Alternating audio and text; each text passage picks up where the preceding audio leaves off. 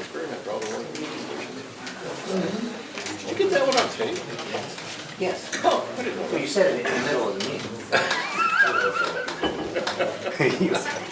You have no control over your mouth sometimes. Yeah, I do. That's okay. But I still stand by the statement. It's 8:29. I know, it's 8:29. Sorry, but the previous commissioners did not know. Did not, we're not able to come time. It's daylight. Exactly.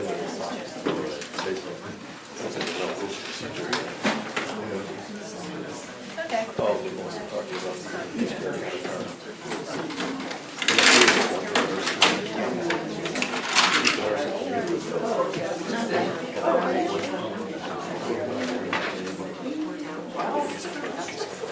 Oh, Zoom's still out? Is the internet down? I don't think so. No, it's Trust me. setting up a new All right, account. everybody. Good morning, welcome to the, I believe it's April 28th, It is April 2025, meeting of the Carroll County Commissioners. If you join me in the Pledge of Allegiance. I pledge allegiance to the flag of the United States of America and to the republic for which it stands, one nation, under God, indivisible, with liberty and justice for all. It appears Director Murray forgot to shut the heat off again. I just shut it off. Is there anything you don't do? Pretty much no. Before we do public comment, a couple things. Public comments limited to 3 minutes, and I ask that you be respectful and considerate of your fellow citizens. With that, I will start public comment. Yes, Fred King from Wolfboro. And silence your phone. I'm not here. Thanks for that introduction. Yeah, it's my mother's birthday. Wait a minute, welcome to the meeting.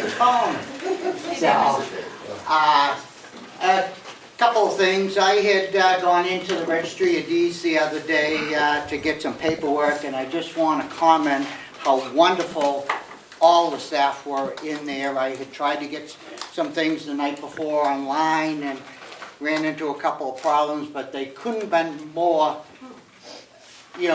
happy to deal with and to help me out. They worked through it all. I had put my credit card on, and they had found that, and they were able to process it for me and get me the paperwork. But kudos to the registrar and the team in there for what they had done. They had done a wonderful job, and it's nice to see county employees working so hard, taking care of the public. Next, we have any update on the phone or the computer on the former commissioner? I will let Commissioner Parker update you. As I'm Thank you very much. multitasking here, signing checks at the same time. The update on the phone is that we did we formally do a subpoena on that? No, we just asked the phone company. They gave us a list of numbers. That's all they can retrieve. The numbers are yours if you want them under the Freedom of Information Act or Right to Know in New Hampshire. So you can ask Melissa about the numbers, but that's all we got. There was just phone numbers. So no text? No text. Contacts, any of that, or any emails that may have been sent to that? Emails are still, we haven't broken into that one yet. We have access to the email account, Oh, we do now, okay. just not on the phone.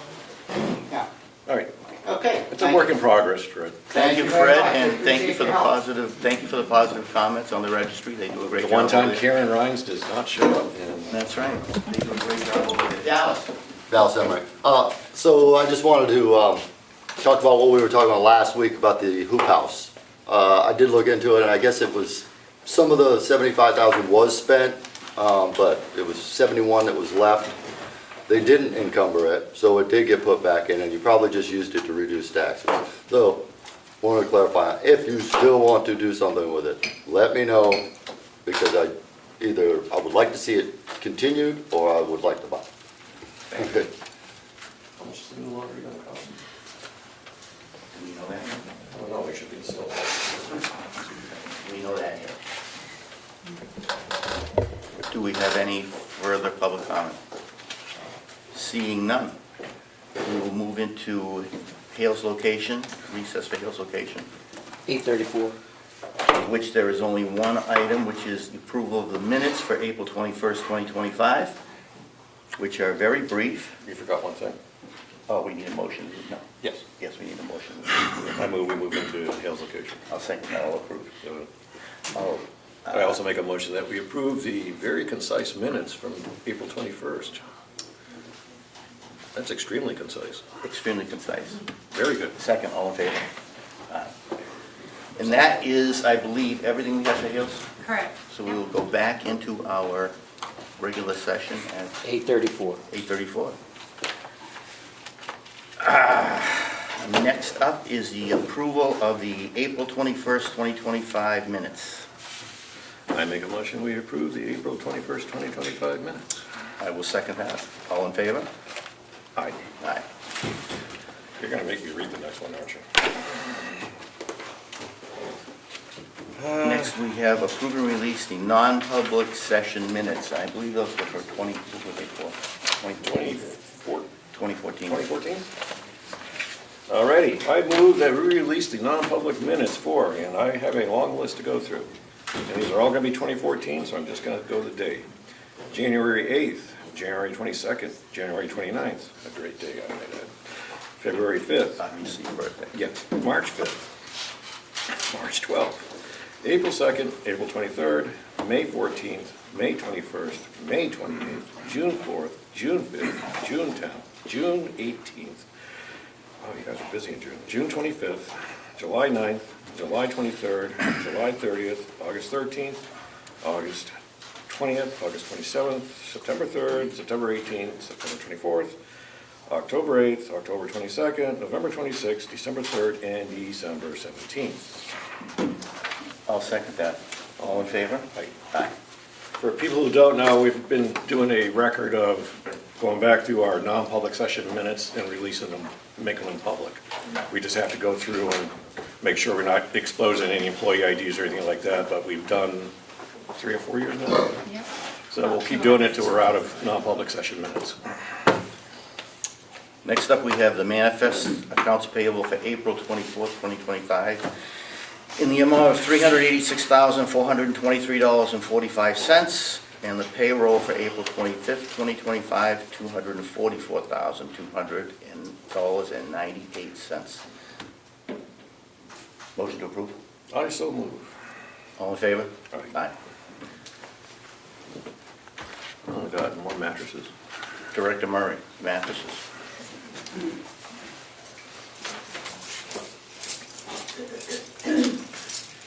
Everyone take this one.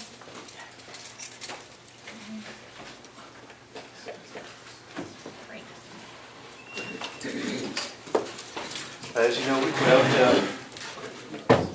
RFPs for mattresses for the nursing home, and we received 3 bids. So this is the bid opening Bid opening. for the mattresses for the nursing home. I'm gonna let you have the honors. Well, you can take one of them. Sign checks. Give me the one with all the tape on it. Yes.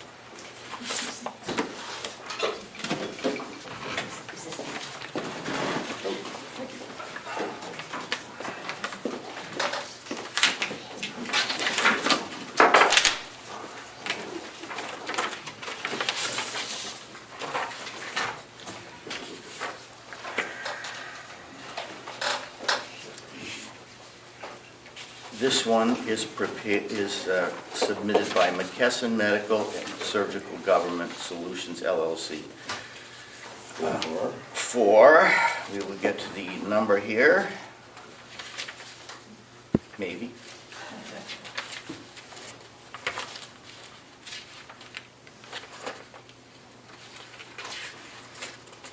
A lot of reading here, Director Murray.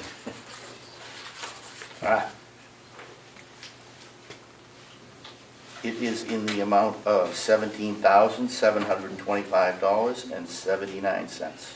This one is from Geriatric Medical in Woburn, Massachusetts, for $15,687.07.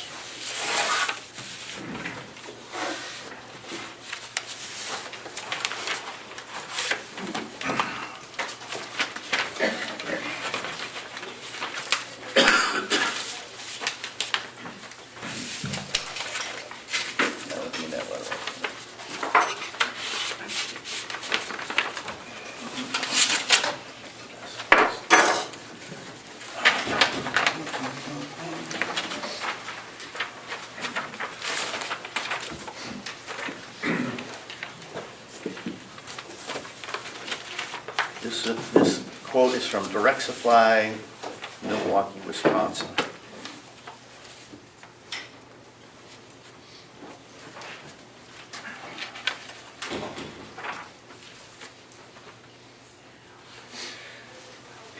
And it is in the amount of,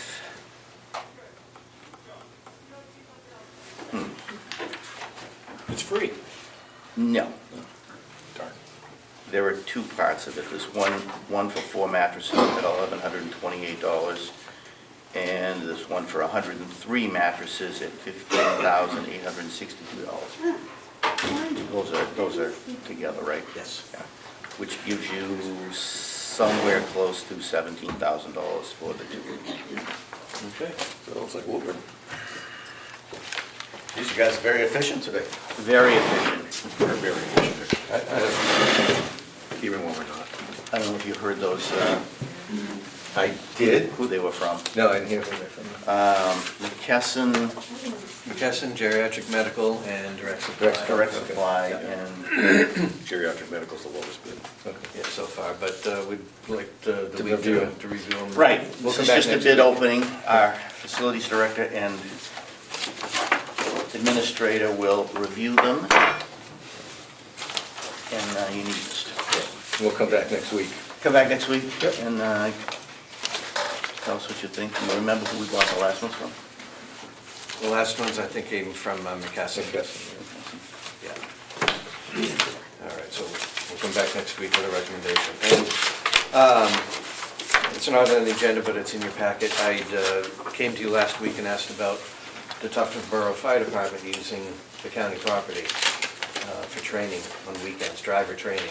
And you had asked me to reach out to the department heads, and I did, and none of them have any, the ones that responded have no issue. So We didn't have an issue Commissioner last Park? week. I never had an issue. Do we need a motion on that? Yeah. We do? Yeah. I so move that the Tufton Borough Fire Department use county complex roads for truck safety. Driver training. Driver Thank you. training. Second. Safety counts too. I'll second that. All in favor? Aye. Thank you. Thank you. That is all. That is all. Carry on. All right. Tell them they can come and visit anytime they want. Thank you. Have a good day. Don't see, is Linda here? She's on her way, if you could hold off for a second. I will hold on. Linda's next. Linda's next.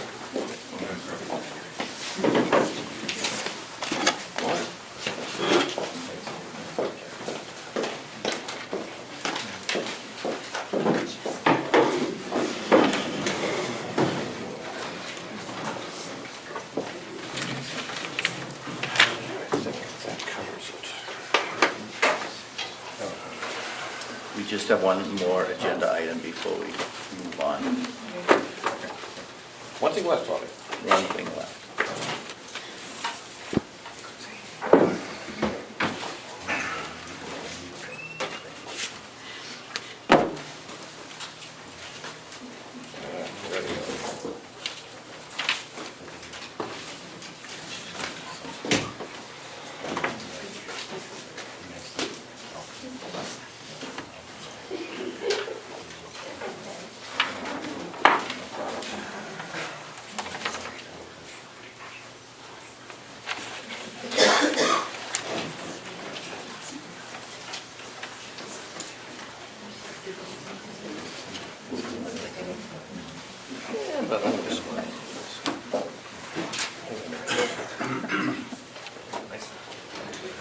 Okay, this is interesting.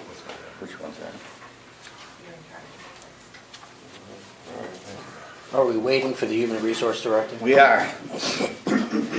Because people can't hear you back there. Oh, When you I'll try speak. and speak louder. Thank you. It's allergy season and it's not good. We're not used to this many people at a county commission Yes. meeting. I believe this is the record. I've never seen one bigger.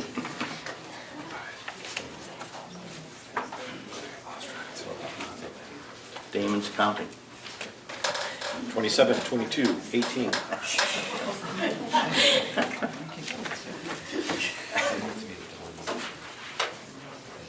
You could say approximately. Looks like we're in the cover. Right. not. Maybe add a few.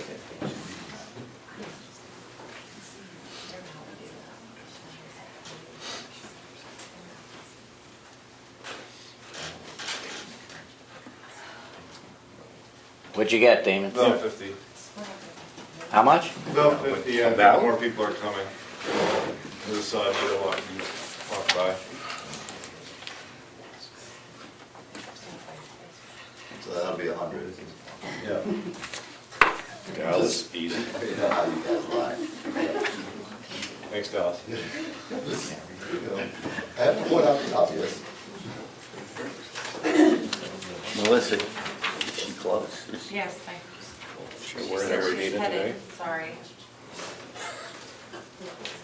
Thank you. I think it was already said, you're very efficient this morning. You don't have to rub it in.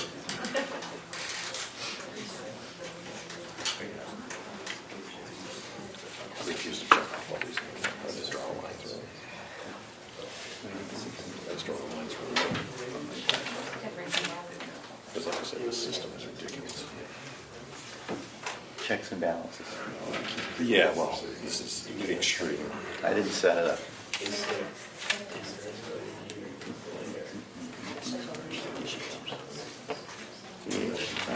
Here comes the Human Resource Director. You want people to clap? Yeah, give her a warm welcome. Now she chucked her. Oh, bravo.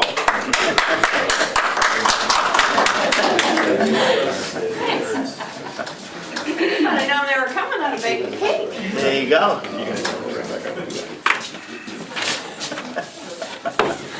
Good morning, Good morning, Director Mack. Commissioner McGee. What do you have for us today? I don't think I've ever seen you in a public session, so it's not public. I know, Yes. right? Okay, I'm trying to stick with that, but here we are. Yeah, here we are. you have to speak up according to Ed. Our professional director We're not- says we we're not don't. speaking We're up loud. low They do talkers. mumble, don't they? Director I and know. writer, yes. I know, they do mumble. Okay, I am here with my HR department head report. April has primarily been focusing on the open enrollment for the benefits package.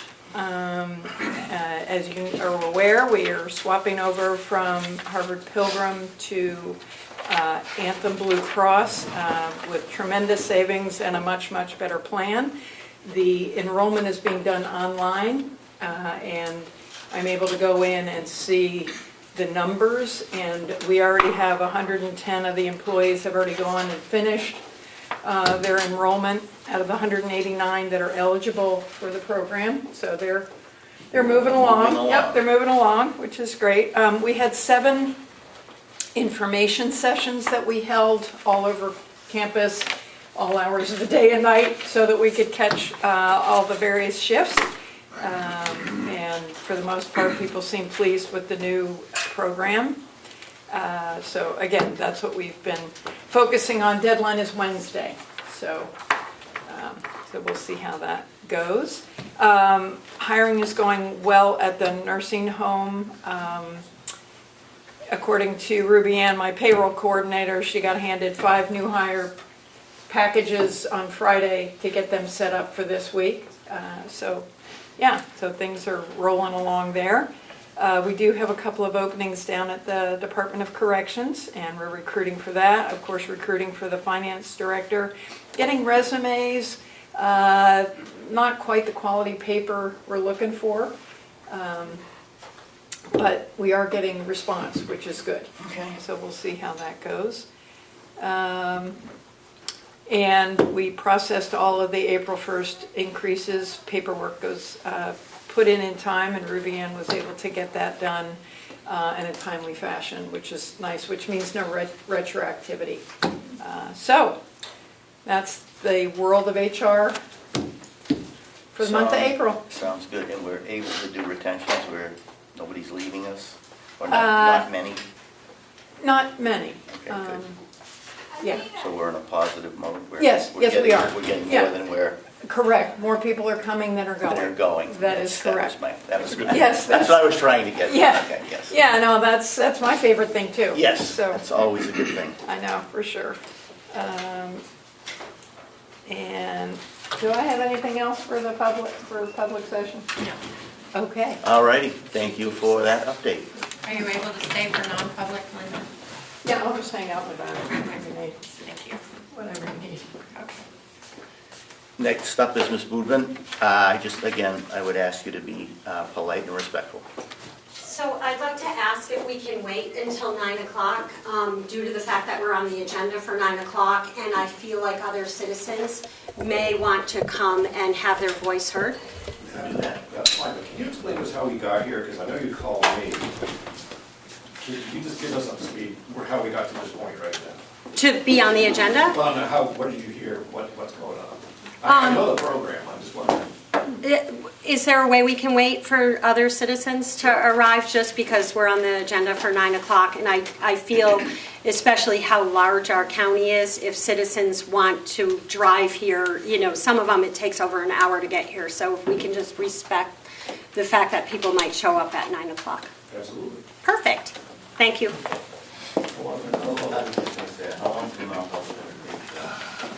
We could sing I can take as long as you want. patriotic song. We have Just a few minutes. I think we have time for both of them. Yeah, we have one from the superintendent too, we could probably, before the 9 o'clock, yeah. I got a coffee in the So if you could go in under Yeah, I think I'm gonna go get it, because they're not gonna do anything. A and C. Mr. Chairman, can you just explain what you're doing? I don't think they know you're going to non-public. So Rather than waste 10 minutes, we're going to do a non-public session. For 9 o'clock to begin this session. So I'll entertain a motion to go to non-public under New Hampshire RSA 91-A:32. And what do we need, Melissa? A? A and C. A, which is public employee dismissal, promotion, compensation, or investigation.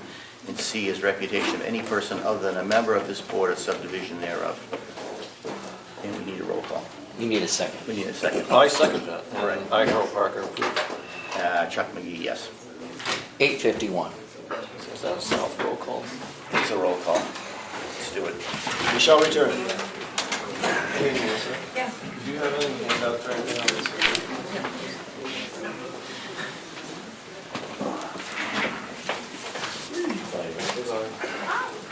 No, I have.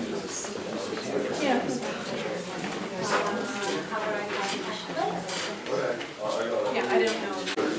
One moment. We should have a scholarship for Ed, some of the hall. How do you know you're not already in town? That's true. Is this like the moon landing? I mean, all set. I'll entertain a motion to come out of non-public and seal the minutes under... You say it a little louder, I can't hear you with all the noise. I'll entertain a motion to come out of non-public and seal the minutes under... sort of... Quiet down, please. Thank you. Disclosure would render the proposed action ineffective or whatever. Sir, you must speak up, please. We will try to do that. Second? Second. All in favor? Aye. Aye. We had a road conference room, everybody hears. Okay. We will now have Ms. Boudman. It's 9 o'clock. For the effective, just in the interest of expediency, we'd like to limit it to 3 minutes if possible, because I'm sure a lot of people want it. 3 minutes for the whole group or 3 minutes a person? No, You want to offer the whole 3 minutes per person. Oh, okay, okay. I mean, look, I'm not gonna hold you exactly 3 minutes, but if you rather than be here till 5 o'clock. I've asked 90 seconds, so you're allotting us a little Okay, bit more thank time. you. Thank you. My name is Bobby Budman, and I'm sorry. That's okay. I am from Wolfboro, and the reason why we asked to be on the agenda is we are very concerned about the 287G program, which would be deputizing our sheriff's department as agents for the ICE program.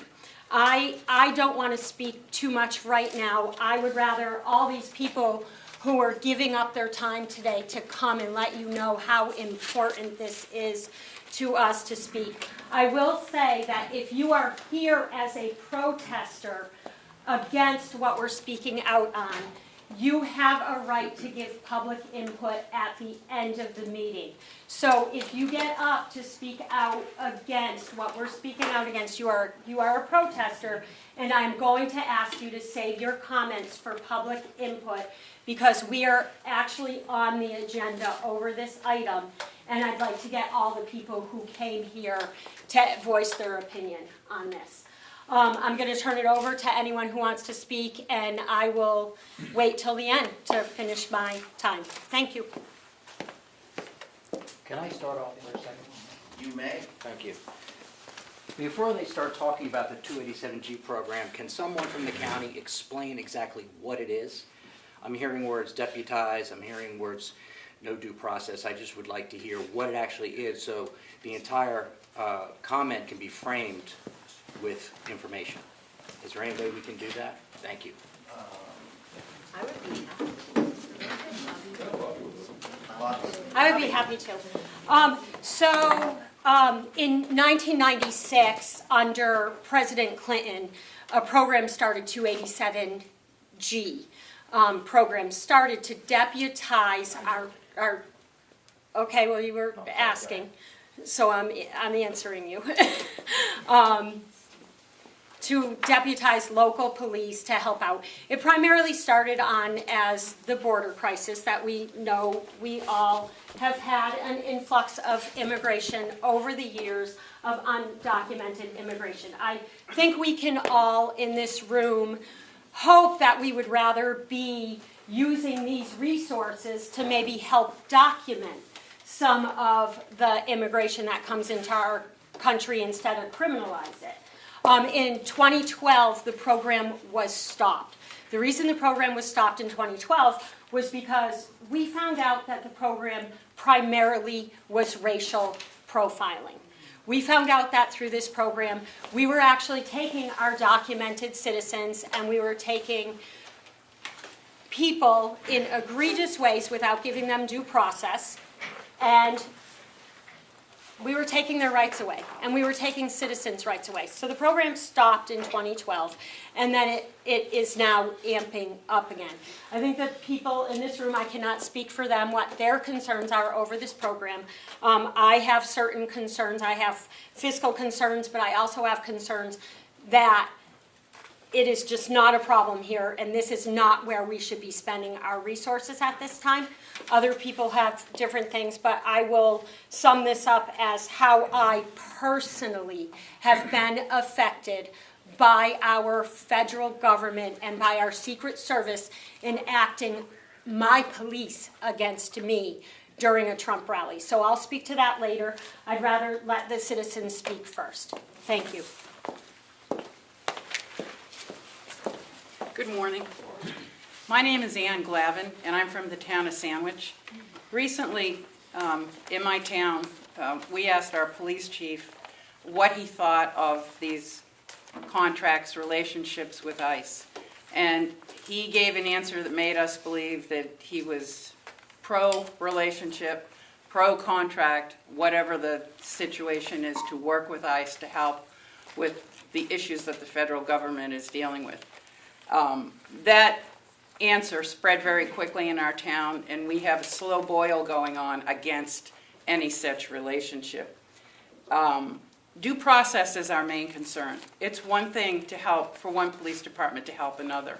I think we all understand that. But the key issue is how it's being done and whether due process is present or not.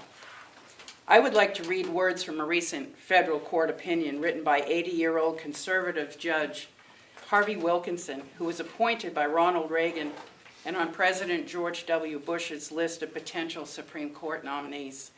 The opinion concerned the now infamous Abrego Garcia case revolving around his mistaken deportation to an El Salvadorian prison and the Trump administration refusal to return him. Chief Judge Wilkinson wrote, quote, "If today the executive claims the right to deport without due process and in disregard of court orders, what assurance will there be tomorrow that it will not deport American citizens and then disclaim responsibility to bring them home? And what assurance shall there be that the executive will not train its broad discretionary powers upon its political enemies. The threat, even if not the actuality, would always be present, and the executive's obligation to take care that the laws be faithfully executed would lose its meaning," unquote. Do we want our New Hampshire police departments to be part of what could eventually be sending off almost anyone in this state, in this room, without due process, as the judge outlined?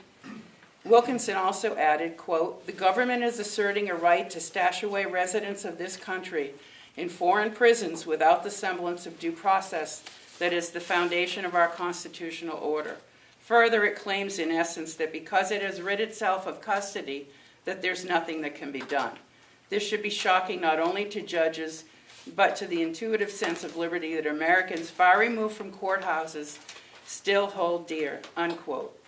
It should be shocking to everyone in this room today as well. Remember, what I read here was the voice of a highly respected conservative federal judge backed by the United States Supreme Court. Please think hard. How does his opinion square with the concept of law enforcement that our local police have pledged to, on due process, uphold? That is the key. Thank you.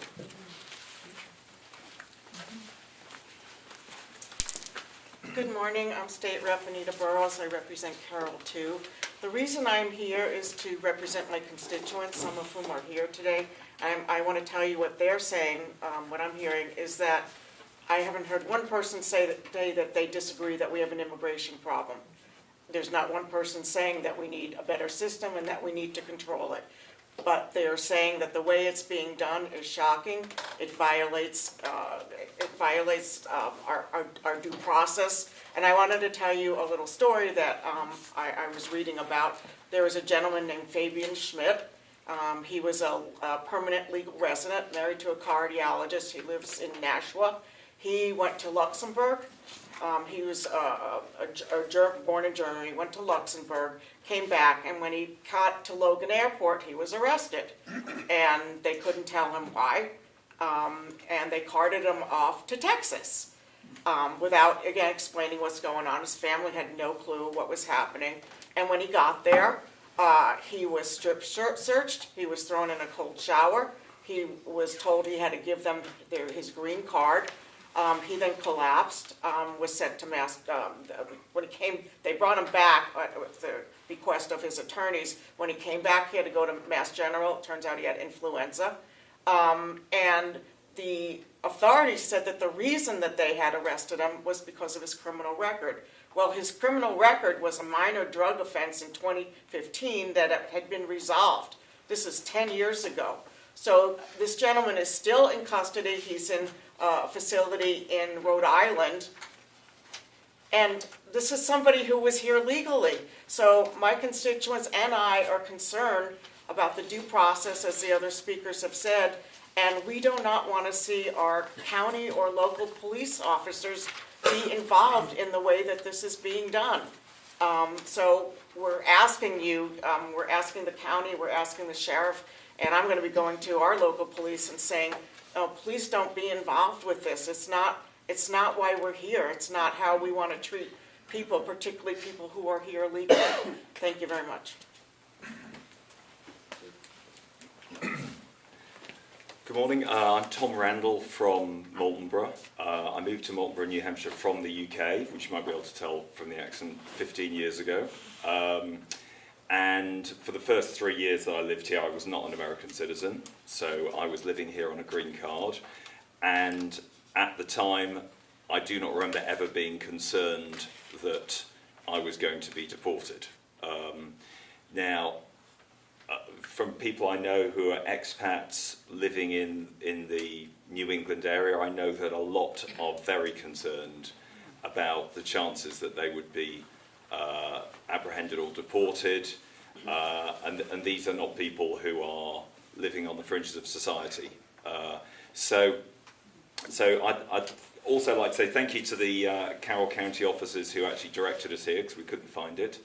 So, and I suppose my professional background is that I was formerly a lawyer, and I look at what is going on with ICE and the administration saying that even citizens, but particularly people who are not citizens, do not have a right to due process under the law, which I would see as in contravention of the US Constitution. And I think the Supreme Court also sees it like that. So because I do have an opinion of the local police which is very supportive, I don't want them to be put in a position where they are being asked in their professional roles to breach the Constitution. So that's my request, that we do not agree to be deputised for ICE, which I think is what we're talking about.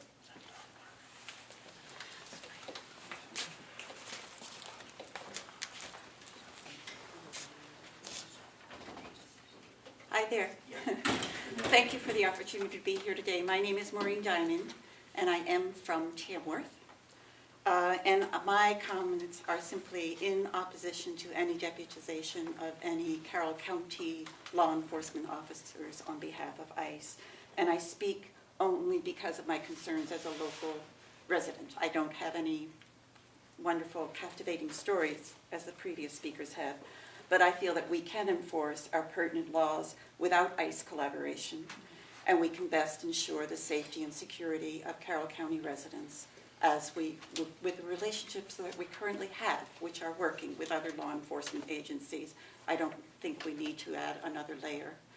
I certainly see no fiscal benefit. There may even be a fiscal loss with such a collaboration. Thank you. Good morning. My name is Jessica Waters. I live in Madison. Because of this meeting's timing, most people my age who work can't attend. I actually called out sick. I only say that because, if you can believe it, there are many others I've spoken to in the past couple days who would have been here to speak if they could. Some of those people are law enforcement themselves. I want to speak strongly today against Carroll County or any of its towns participating in the 287G program with ICE. My understanding is that we've already seen OSSP move forward with this misguided agreement, but expanding this program to the county level would only multiply the harm. Our county and town police already cooperate with ICE when necessary. Carroll County does not need to bear further financial, legal, and moral costs that come with entangling itself in federal immigration enforcement. I urge the commissioners to reject participation in the 287G program and focus on building trust and safety for everyone who calls Carroll County home. Thank you very much. Good morning. My name is Carol Bentz. I live in Tufton Borough. I am concerned about due process. I can see that perhaps it will come to me next, and that bothers me. However, I'm also concerned, and I ask you please not to use our limited county resources to promote a federal agenda item. Thank you.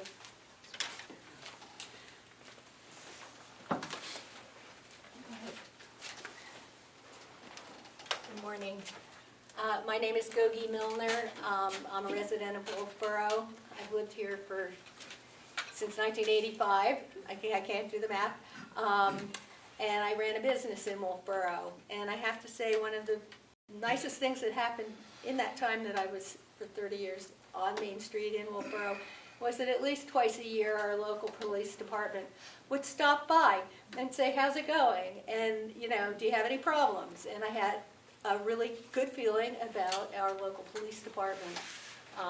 I never felt that I could not call on them, and I did have occasion to call on them. It never related to my business, but in my home as a domestic problem, and then also again with having a conflict with a neighbor. I felt at ease to pick up my phone and call my local PD, and they responded. Now this police department is being asked by our federal government to assist with ICE, which is putting them in a position of arresting people that may or may not be breaking their immigration law. And it's the fact that they'll be addressing people that hold visas or green cards and or perhaps just look like maybe they don't belong here, that really concerns me. My real fear is that I'm going to have to be in opposition to this police department, one that I felt very comfortable cooperating with in the past.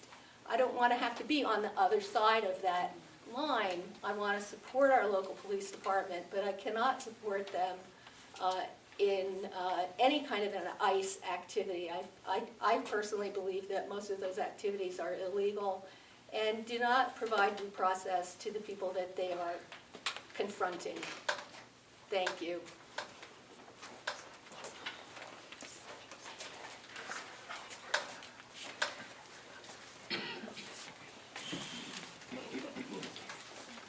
Hi, I'm Beverly Woods. I live in Wolfboro, and I too am concerned about the way that ICE does business.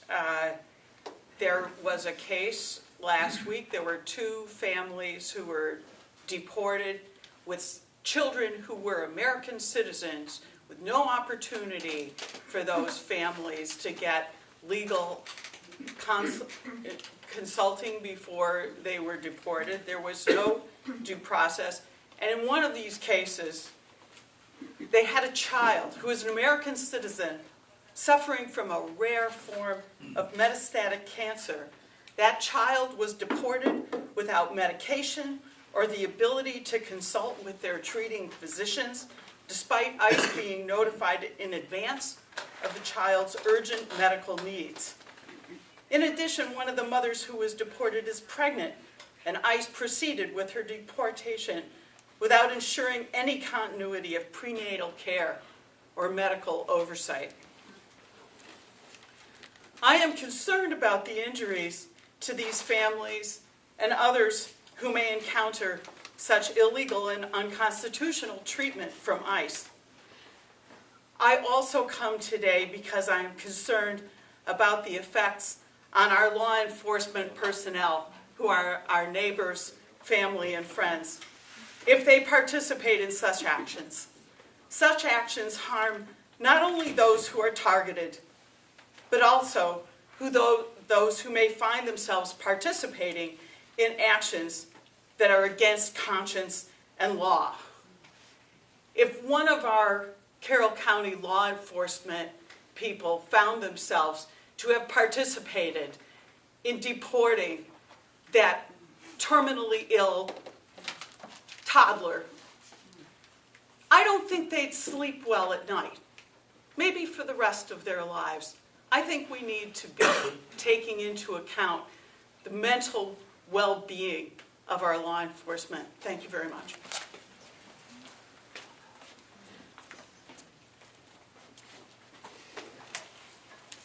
Hi, I'm Karen Burnett-Curie. I'm also from from Wolfboro, and I'm here to speak to the fact that we have youth in our communities in Carroll County who are international students attending places like Brewster Academy, who are already feeling the sense of being a minority in a very white community and do not need to have the additional fear that may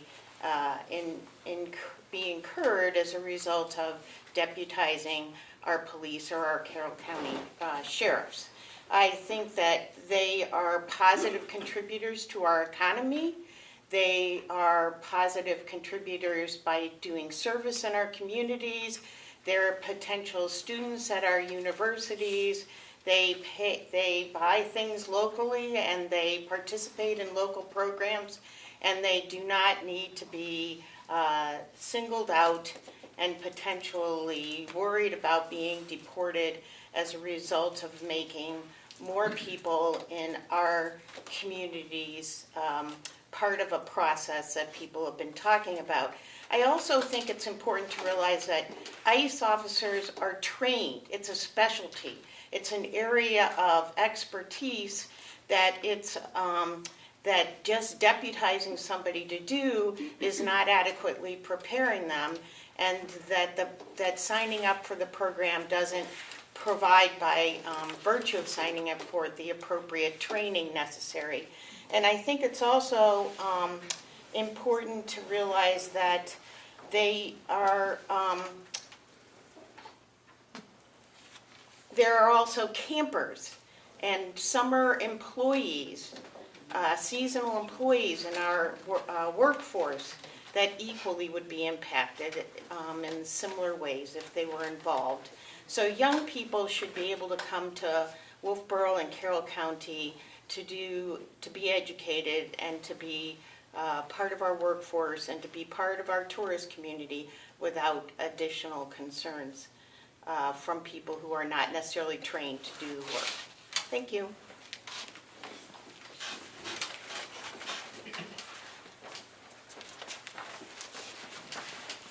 Hi, I'm Jerry Kerr, and I'm from Conway. I think we know that ICE is controlled by the president, not locally. And we know that they have a history of disappearing people in a non-judicial way. I've seen videos of them picking up people. They're wearing masks. They don't identify themselves as law enforcement, and the person just disappears, often ending offshore, where the administration says they can't be brought back. They disappeared a woman who was studying child psychology, a foreign student, on a valid student visa. She ended up in Louisiana within a day. She's still there waiting a hearing. She was studying child psychology. She wrote in the school newspaper something that the administration did not like. And I wonder for myself, standing here being identified, should I be testifying now? The president has talked about homegrowns. We need more room in El Salvador for homegrowns. Am I a homegrown? I think I probably am. And maybe this is the kind of talk that shouldn't happen and shouldn't be on the record, or I'll disappear. My son-in-law is dark-skinned, unlike anyone in here. He is on a green card. He's a hard-working man. He's worked himself up to being a supervisor of an insulating crew. He has his own crew. He works about 50 hours a week. He's just a really good, hard-working man, married to my daughter, has one son who's 16 years old. He has never done anything wrong. He is scared to death to get in his car. Not only could be deported and leave his family, which would be hard enough, but he could end up in El Salvador. I mean, what a thing to think about when you get up in the morning, you're just this guy who's been here for 20 years, a hardworking man, and he could be disappeared. The last thing I'd like to say is maybe we would do this for safety reasons. That would be a reason, but we're already #1 in the nation in terms of crime, and that's a tribute to our state, county, and local police. They're already doing an amazing job. Do we want to tweak with what's perfect? We're already the envy of the nation. Do we want to tweak with that law enforcement? They're almost like the Olympic athletes of law enforcement, like the gold medalists. They're doing such a great job. Do we want to tweak with them and have them working for someone else? I don't think we do. You're already really good at what you do, and I think we should keep them the way they are. Thank you.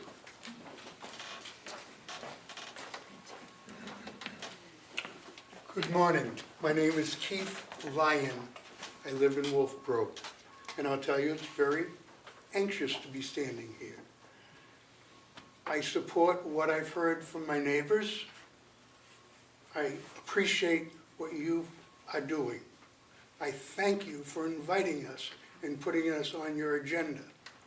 I want to read a very, very short piece from a marvelous President of the United States, Ronald Reagan. Less than 2 minutes and I'll sit down, I hope. On the last day of his presidency, in his last speech, President Ronald Reagan recalled that someone had once written to him, "You can go to France, but you cannot be a Frenchman.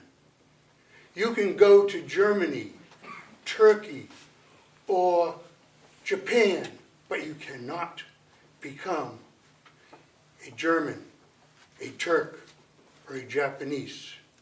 But anyone from any corner of the earth can come and live in America and become an American."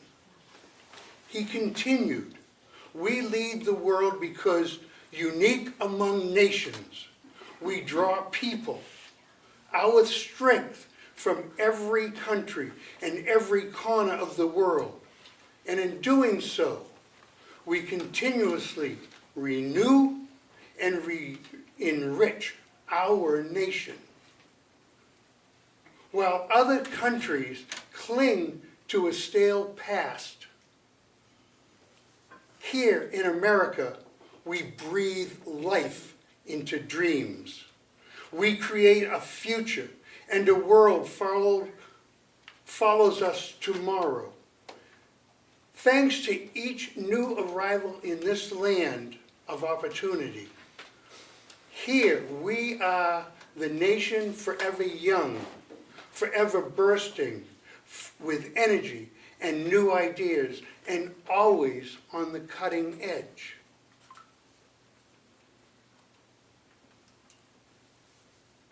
Always leading the world to a new frontier.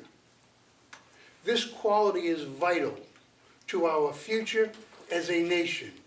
If we ever close our doors to new Americans, our leadership in this world will soon be lost forever.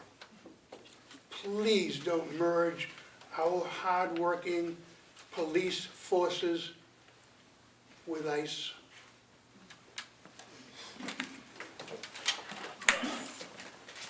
I will be very quick. My name is Brian Hennessy, and I'm from Wolfboro.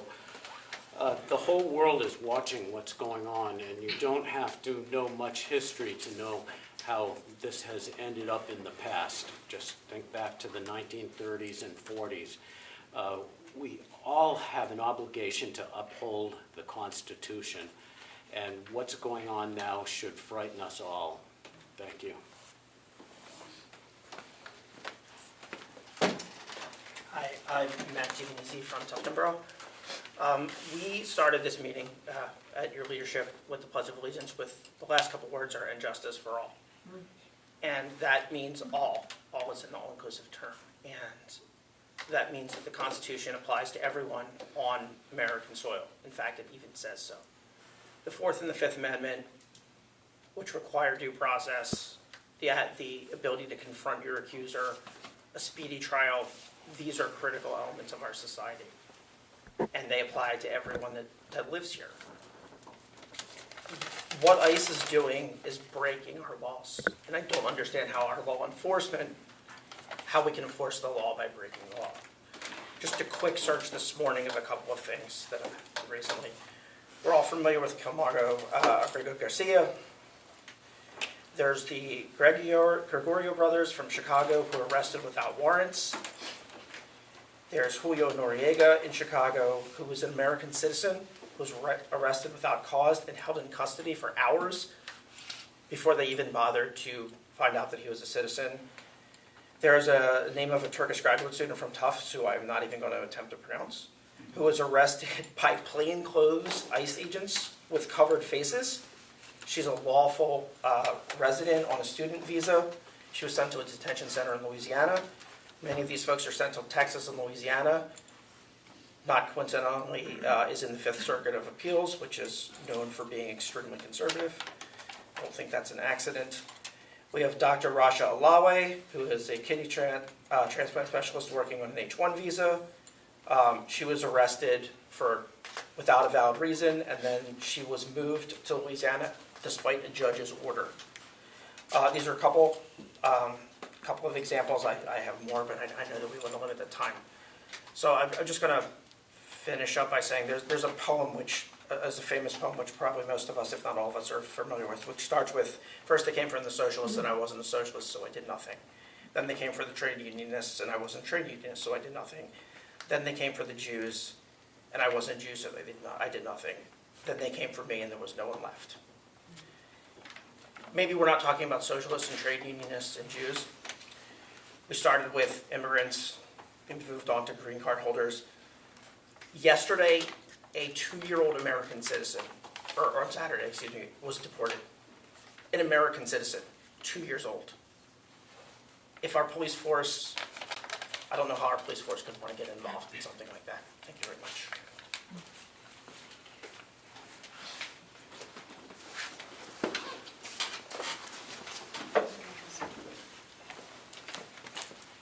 Good morning, and thank you for your service to our community.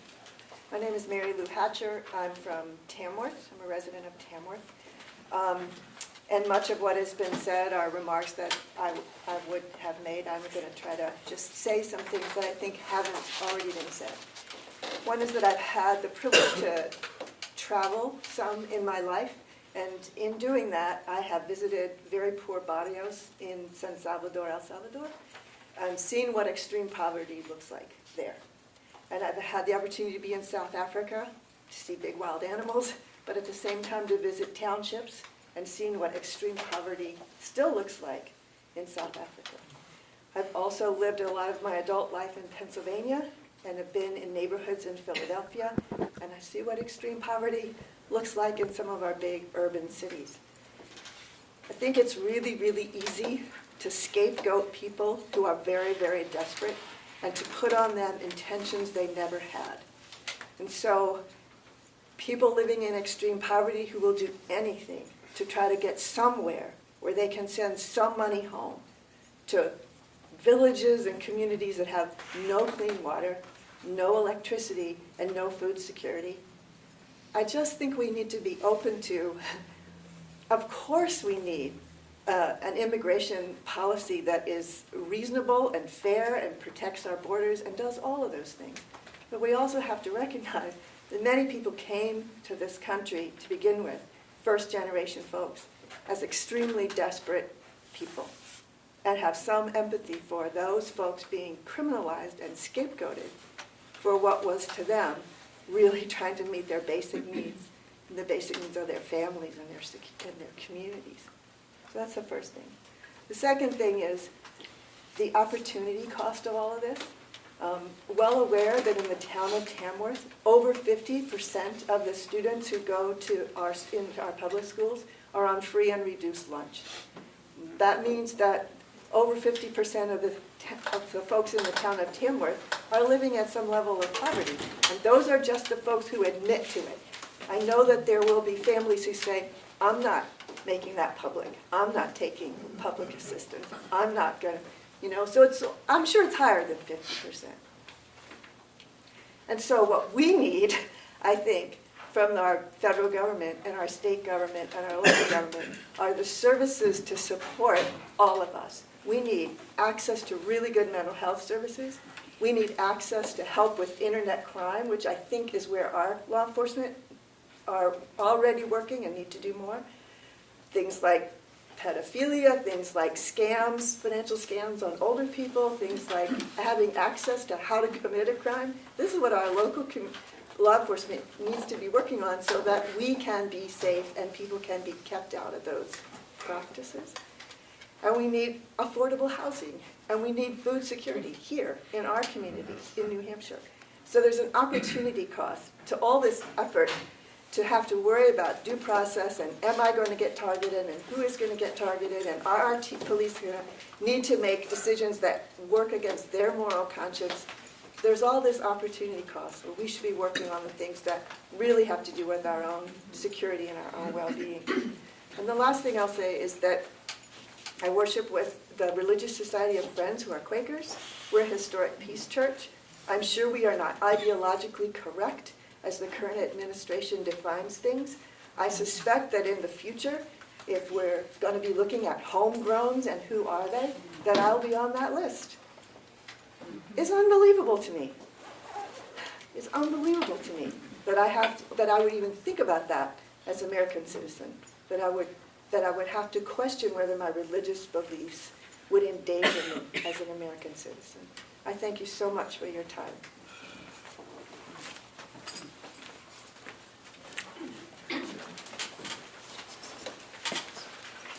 Good morning, gentlemen. Thank you for your service to the county.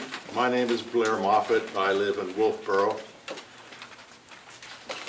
Several months ago, I asked Chief Warren of the Wolfboro Police if there were a local policy regarding treatment of immigrants. And he said very simply, we follow the law. You can't ask much more than that from local law enforcement people. And you can't expect anything less from law enforcement people. I have some sympathy for where you sit in the decision that you have to make. It's kind of like have you stopped beating your wife kind of problem. No matter what you decide, there are going to be people who are unhappy about it.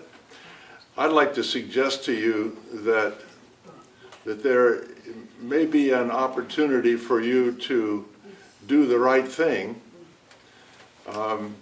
while supporting law enforcement people and also being fair and just with the people whom they meet. And that is to follow the example of Chief Warren and say, we follow the law. As I read it, 287G is not the law in the sense that it requires the county or our sheriff to participate in the program of ICE. If it were the law, then we wouldn't be having this conversation and you wouldn't be having a problem. It would just be required. But it is discretionary on your part, and as I said, it puts you in the hot seat. I would suggest to you that maybe the best you can do is to say, we follow the law, and encourage our law enforcement people to do the same. Thank you very much.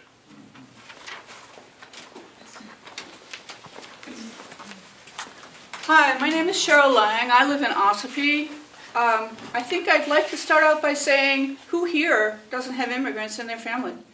My family came here in the 1600s to escape religious persecution. I have Native American blood, but I have everything from Swedish to my grandson, whose father is Chinese. His father and his grandparents were immigrants. My concern is more the fact that there's a little bit of excitement happening with people with this going on.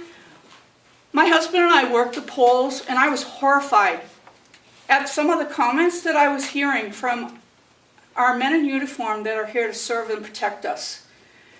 And my major concern is the overzealousness that's happening when I see some of these things going on. And based on the comments that I heard on voting day, I have concerns about it going on right in our own backyard. I would like to present the fact that, yes, we have the 14th Amendment. Everybody's due to have due process. It doesn't matter what color you are or where you're from. And as someone said earlier, the world is watching us. Let's do the right thing. Thanks for listening to us. Hi, thank you for having us. My name is Corinne Curran, and I am from Conway. I am opposed to us joining in with ICE. First and foremost, my reason is the track record of ICE and the fact that it appears that our Constitution has been thrown out the window. I don't have to speak to the horrors that have happened because our constituents here have already done a wonderful job of that, but I just wanted to put my exclamation point on that. Secondly, I don't even understand why this is a conversation. What problem do we have? We have very few people coming over our borders. It's like the administration is trying to manufacture a crisis that does not exist. So why are we going to spend taxpayers' money, to a penny of it, to try to help this manufactured crisis? There is no crisis. Thank you for hearing me.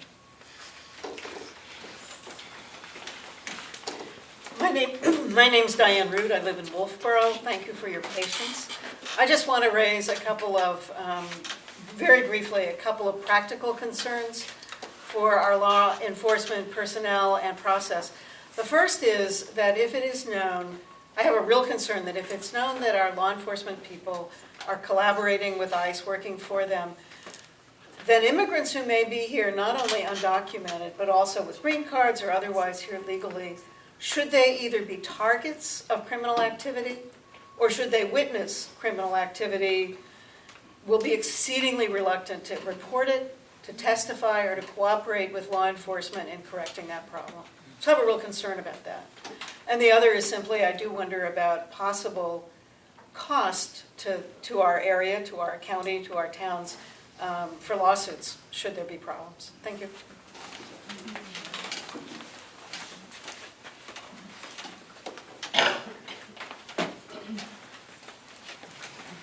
Hi, my name is Sue Botnick, and I'm from Madison, and again, thanks for your time. I am briefly going to say I have two concerns. One, I have a son who's 30 years old, and my son is a young man, white man of privilege. He has a tattoo. His tattoo is in support of his sister who faced a serious medical issue. There was a young man that was arrested, a Venezuelan, Nero Alvarado, and he was arrested because he had a tattoo. This young man was legally in the United States and was following the procedures that he needed to, and yet he was arrested because of his tattoo. His tattoo was in support of his younger brother who has autism. My concern is that if we're asking our officers in New Hampshire, our police officers, our law enforcement, to join in, to deputize them to join in with ICE, to be involved in cases like this one, or some of the others that have been mentioned, then they're going to be in situations where they may be wrongly deporting or arresting somebody that shouldn't be. And I'm just very concerned that we are really going in the wrong direction. And as people have said, that we're already doing a fabulous job in terms of our law enforcement in New Hampshire. And let's let them do their jobs without adding this immoral burden on them. Thank you.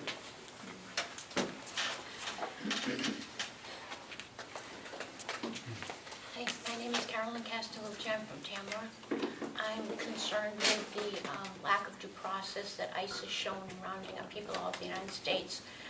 I'm really surprised that we would even consider teaming with them and going against the Constitution. We pledged allegiance to the flag at the beginning of this meeting, and that represents the Constitution, and how we consider it that we could go against it. It just amazes me. I don't think we should ask our police to do that. Thank you.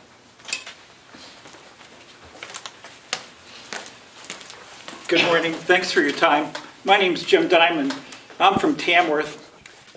I think I might be alone in that I actually lived in a communist country for a year. I was on sabbatical in Beijing, working in a laboratory associated with the Chinese Academy of Sciences. I found out about halfway through my year I had my minder. I was jogging about 5 kilometers away from my apartment, and this man, I had no idea who he was, came up to me and said, "Hey, aren't you the foreigner who lives in so-and-so's apartment?"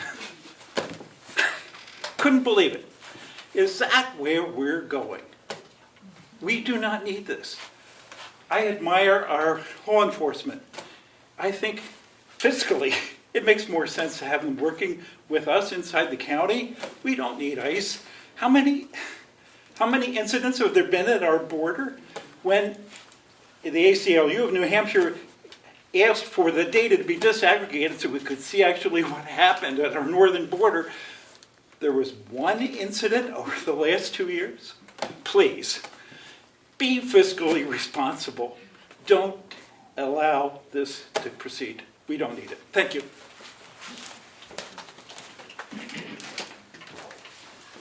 All right.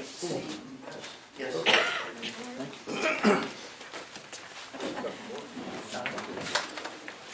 I just wanted to put some context and information into the air here. This is some of the protocols for the 287G program. The protocols, and you have to listen to every word, protocols apply primarily in jails or correctional facilities I'd like to where reclaim individuals... my time, please. During public speaking, you can come up. I'd like to... Mr. Chairman, what do I do? It'll take me less than a minute to finish this. Can you allow him to? I'd like to reclaim my time. Is that This a can be rule? said during public input, please. You run the meeting, Mr. Chairman. It's 30 seconds. Would you allow him 30 seconds? Yes. Thank you. Screening and identification, because this seems to be the worry. The protocol is, protocols apply primarily in jails or correctional facilities where individuals are already detained for criminal charges or convictions. Trained officers screen inmates' immigration status during intake or booking using federal databases, which they were not able to do before President Trump, such as ICE's Law Enforcement Support Center or DHS systems to verify identity and immigration history. Screening typically involves checking for prior deportations, visa violations, or other grounds for removability under immigration law. So the law is just connecting local and the immigration law. That's all. I just wanted to add that context in there. Thank you. Identify yourself, please, sir. Ed Comeau, Brookfield. What? Ed Comeau, Brookfield. Thank you. Hi, thank you for giving us this time. I'm Ellen Farnham from Tamworth.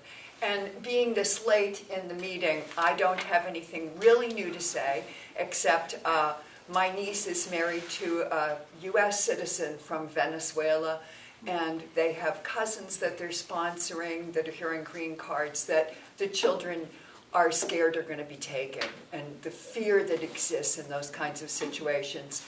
The main point I want to make, however, is that I've been following the cuts in the state budget and the legislative actions that have been going on in our state where saving money is a prime concern. And here we have an example right here in our own county where we're talking about training officers to do jobs, hiring more officers to try and cope with the problem that I agree with what's been said doesn't even really exist. Our officers do a wonderful job here, and I really don't want to see their time taken. That's my point. Thank you. Hi, thank you for allowing me to speak. I'm Janet Moore. One more thing. We're running somewhat late here. I get a few extra minutes on it, No, or seconds. And Commissioner Park has to be in Concord. So if we could limit it to a few more people, I'd really appreciate it. Okay. I'm Janet Morris from Wolfboro. I'll be very brief because really I have nothing new to add except I support everything I've heard today. I also want to point out that ICE will, I think someone's mentioned it, does require training. Of course, these people would have to go down somewhere wherever they're trained, or maybe they come here, but there is time spent training. And I also want to point out that despite the training, mistakes are made. We know about the Garcia case. A mistake was made, but he's gone. You know, someone made a mistake, and a life is lost now because he's gone. I don't want to put this pressure on our local police department. I love the police, and I want them to do what we all need them to do. We only have 1.7% of the workforce in New Hampshire are undocumented immigrants. When I tried to find numbers on crime committed by these undocumented immigrants, nothing, because there's probably nothing there. There's, one person at the border. So I just think this is a waste of our resources. I really would rather have them focused on concerns of the community, the county, and also support the concerns, of course, with due process and the Constitution and adhering to the Constitution. Thank you. I'd just like to take a moment to point out that state RSA does state that every person in this room is entitled to 3 minutes to speak, so if we can just allow a few more people before we hurry. Thank you.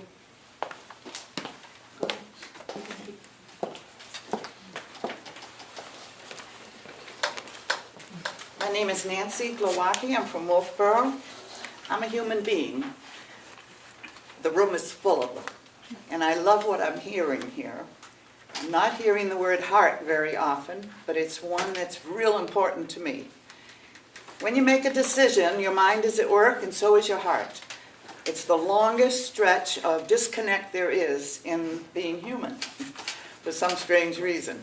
So our mind tells us one thing, yeah, I obey the law.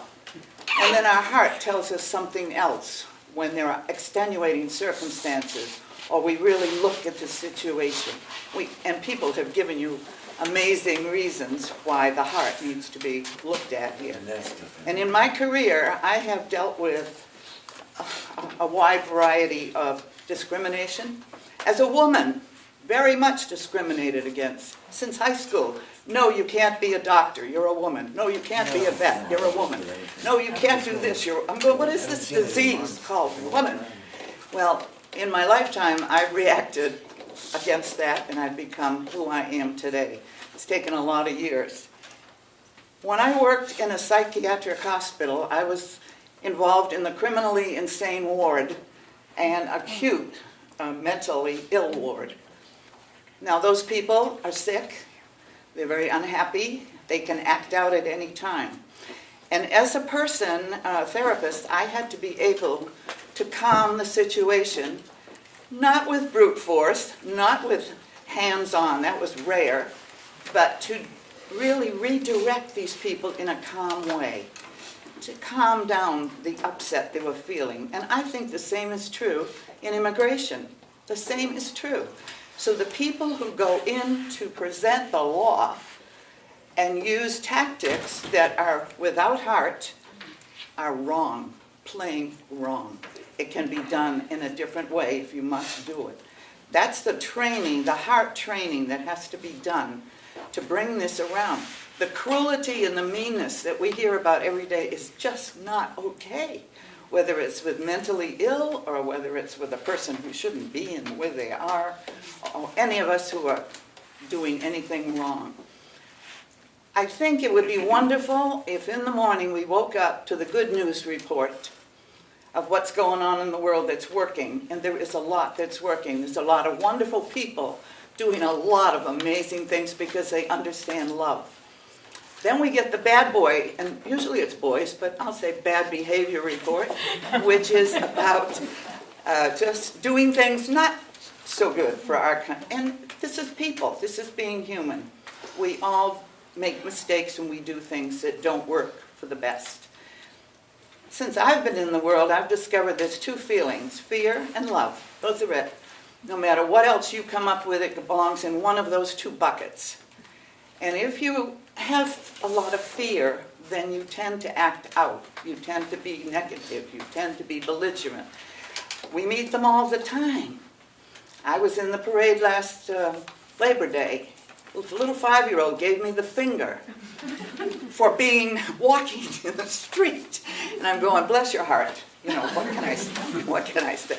Someday you will grow up. Someday you will understand what it's like to be human and not to agree with everybody you come in contact with. And that's what it's always going to be like. So what I'd like to see happen in this decision and any decision is that the mind takes in what you know to be true, that you look for the rest of it, what's true, and then you bring your heart into the matter of how you're going to treat another human being. It could be you. And when I was 10, I asked my mom, how come I wasn't born somewhere else? How come I wasn't another person? Oh, that couldn't happen. Couldn't be. She didn't want to go there with me. But I was curious as to how we all happen to be where we are when we were born. We're only here for 80 or 90 years. So I figured we better shape up, do a good job while we're here. We don't need to leave it worse than when we came. And people tend to go in a merry-go-round fashion and repeat this behavior hundreds of years ago. Since people first saw someone else and said, you're different, I don't like you, it's been going on ever since. So we need to come together. I've traveled a lot, and the more I do, every culture I come in touch with, I'm going, wow, this amazing world, amazing world. So enjoy it. But when you are making a decision about humans, listen to your heart. It already has the answer. It's already telling you the right thing to do. Thanks.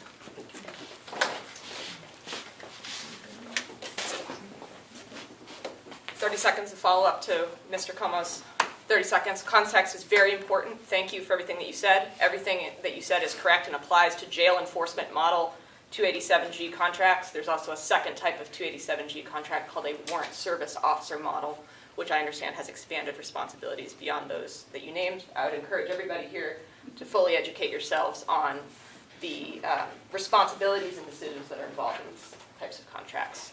Thanks.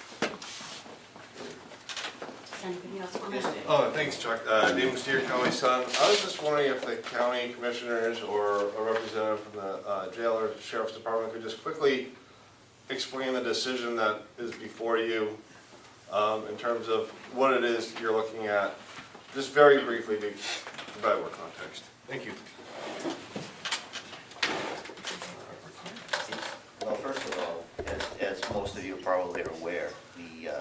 decision is up really to the sheriff, who is an elected official. Can't hear you. The decision is up to the sheriff, who is an elected official. As you know, the commissioners do not control the elected officials. I don't know if anybody from the sheriff's department or the correctional facility would care to comment. They're welcome to if they'd like to. If they don't want to, How is he going to get this input? we'll move on. Oh, sorry, just to follow up, the jail is under the commissioners because the superintendent is not elected. So it sounds like there is a jail component to this, and so that might No, I be don't something. know that there is. It's that was subsequent to the, with the actions of the other people. Yes, Bob? So there, just to clarify, there's no decision before the Board of Commissioners. It's all up to the sheriff whether we pursue this as law enforcement matter, is what you're saying. Yes. Thank you. To answer your question, we'll give them the comments from this meeting. You gonna watch that? Or you can watch that. So the reason why I asked to be on the agenda and why the people have come before you is you are the purse strings. You actually do control the amount of money that you're funding for this. That's not totally true. It's the delegation who actually. Well, you set the budget and the delegation, that's right. We propose the budget and they have to. And they have to approve it. So the reason why I have asked to come before you and the people have stepped before you to speak is that we could freeze funding for this. Saying that there is not funding for this, there is not. There's no federal funding to come into this program. Right now, an ICE agent trains for 4 months. Under this deputizing, it is 40 hours. So the 13 sheriff's officers would train for 40 hours, not 4 months for this program. That's a little problematic, but in those 40 hours, the citizens would be paying for those 40 hours for those officers to train. If the officers are sent out to a home, to a school, to a workplace, that would also be a burden on the taxpayer. So essentially it does come before the commission in that you are setting the budget, the delegation's approving it, you're signing the manifest. I do want to just quote one thing. On April 16th, Damon Steer wrote in the Conway Daily Sun, New Hampshire ACLU opposes the 287G program. In an April 7th letter, New Hampshire Association of Chiefs of Police, New Hampshire ACLU, says the program has led to abuses like racial profiling and extra costs incurred. Local communities are not likely to be fully reimbursed for the cost of incarcerating suspects. It's my understanding that we actually couldn't even incarcerate suspects here. We would be driving them down to Rockingham. And so those are also hours on the taxpayers where we are paying our officers to be doing that long drive down and back. Here's just some quick data. 1%, we're talking about in our state of the undocumented people here. They're undocumented. So for our county, that translates to potentially 52 people. Just potentially, because we know the majority of the people who are undocumented are down in Manchester, Nashua, in the bigger cities. But let's just assume there are 52 people here. The 1% of undocumented workers are actually 7% of our workforce. So they are a higher proportion of our workforce than our own citizens. We also have within our system of visas with documented people who are now being pulled out of their programs. They are doctors, they are research scientists. Disproportionately, the immigrants who are coming in, who we're giving these documents and these visas to, they are people we need. We have them at Huggins Hospital. These are people who are aging population. We are in need of these citizens. And like so many people said, when we start attacking our documented, we're not talking about just undocumented immigrants here. We're talking about documented immigrants. They're having their visas. You know, they're being removed and they're documented. But I just want to quickly do my own story because... Well, you're at 3 minutes now, so yes. Can I do my own story You can do your quickly? own story. Because when we talk about, other people have talked about the homegrowns here. I'm a homegrown. I'm an example of what would happen if we start honoring these 287G programs. On October 9th in 2023, Trump came to Wolfboro. I personally arranged a peaceful protest. I did not arrange a peaceful protest at the site where the rally was going to happen because I personally believe that when you do that, you are protesting the citizens who have the right to be there. So we held this peaceful protest over a half a mile from the venue. It was a small number of us, but it was still very peaceful. We knew the caravan was going to come by. The caravan came by. I peacefully protested. And after the president came by, the police force was sent after me. The Secret Service enacted my police to come out after me without it ever going through dispatch. It was highly problematic. I'm the homegrown. At the time, that was not our president. I knew I was very safe. When the police came after me, I put my hands out and I said, go ahead. It's all on tape. You can arrest me. I'm within my First Amendment rights. It's okay. Now, I'm not sure I could do that. I'm a homegrown. I'm a person. Do I disappear? Do we now start having these laws where we're going to have our sheriff's department and our local police departments? Our chief of police don't want this. Why are we going to put our officers in this when we're talking about workers? We're just talking about workers. So I ask you to freeze any and all funding for this program that will pay our sheriff's department, any of the officers to participate in that program. That is what I am asking of you today. Thank you.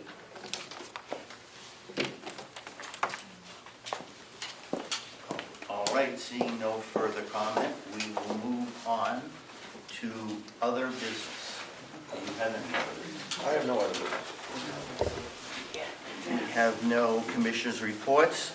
We will have public comment. Seeing no further public comment. Are you asking for public comment? Yes. Oh, yes, definitely. Because I was told I had to wait because they had that. So I'm wondering about the. Can you speak up, please? I'm sorry. I Can you can't not hear hear me? Background. Everybody speaking. So I'm wondering about the blatant hypocrisy of all these people talking about the Constitution. During COVID, they wanted to throw people in jail because they wouldn't wear a mask. This whole thing is absolutely ridiculous. I asked the police chief in Ospey what it entailed. If somebody gets pulled over, and they have to have a driver's license, okay, they can actually look and say, okay, are you here legally or not legally? Are we so all of a sudden now we're supposed to support everybody that comes across the border illegally? Because I had asked the question before, if I go to another country, are they going to do the same for me? Absolutely not. They're not going to. Due process? What about all the people in January 6th that sit in jail for 4 years and nobody said a word? They never got due process.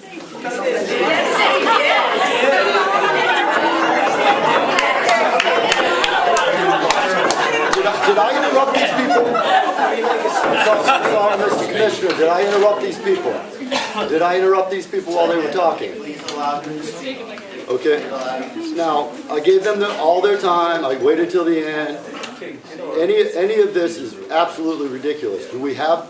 They keep talking about the Constitution like it's what they can pick and choose out of it what they want to use. Okay, it's the Constitution died a long time ago. Died during COVID for sure. I think this is absolutely ridiculous that they're defending illegal immigrants more than they're defending American citizens. So everybody can be mad if they want, but I don't agree with any of this. And as far as you have nothing to do with this. Funding, please. The funding is not even an issue. It'll go through the sheriff's department. The government's going to pay the people, whoever they catch, to hold them. So, this is a completely ridiculous, this whole scene was ridiculous, and I'm not exactly sure why people are so hypocritical. Thank you. Anyway, that's all I have to say.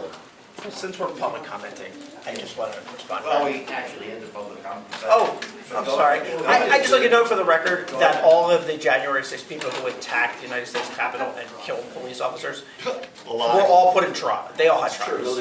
That's a lie. True. They all had trials. So that's due process. What about the American citizens that were killed? All right, seeing no further public comment, we will adjourn the meeting until They the weren't call is breaking here. in, they were, oh, that's right, I forgot. Everybody believes the news. 10:07. Thank you. For the video. Thank you. Yeah. Nothing was set up, right? Oh, I watched the whole thing. You did? Oh, right. Oh, I want to double check those while I'm still there. I forgot everything.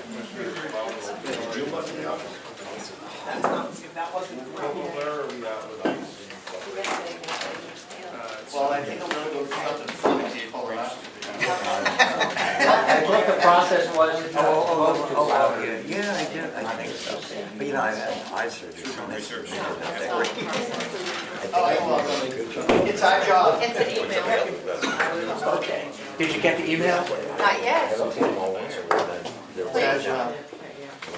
Fred, you were. Fred, you didn't say anything quiet. the second time around. You were unusually quiet I today. think we're gonna have a long. Spend next winter, I probably spend next winter in El Salvador. Not up to us.